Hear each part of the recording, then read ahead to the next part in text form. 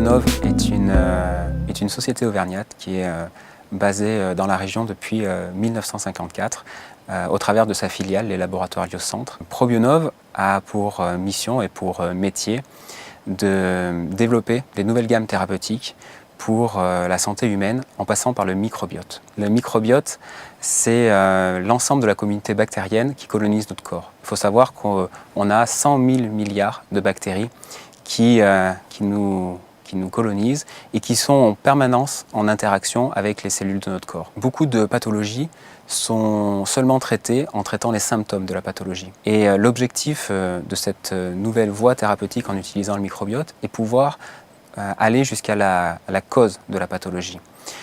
Pour schématiser un peu cette notion-là, c'est comme si on prenait une fuite de pétrole sur un bras d'une rivière et que le seul traitement qu'on y appliquerait serait des bouées pour canaliser la fuite du pétrole.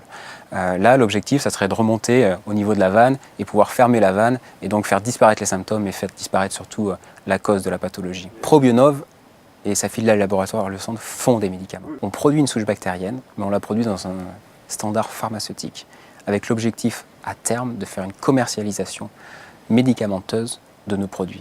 Et l'avenir des probiotiques et l'avenir de la santé par le microbiote doit être encadré dans un cadre pharmaceutique. De façon historique, ProbioNov commercialise à l'export ses produits. De la même manière, le travail de recherche se fait très fortement en collaboration avec des structures universitaires ou avec d'autres entreprises au niveau de l'échelle européenne. Depuis 6 ans, la société ProbioNov et les laboratoires Liocentre investissent très fortement dans la recherche et développement parce qu'ils sont convaincus que cette nouvelle voie thérapeutique est la vraie voie d'accès sur le traitement de pathologies qui ne sont pas prises en compte. Les pathologies qu'on peut imaginer sont très nombreuses. Naturellement, toutes les maladies qui sont liées à des infections, donc des pathogènes qui vont pouvoir émerger au travers d'une faiblesse du corps à ce moment-là, mais aussi toutes les maladies immunitaires.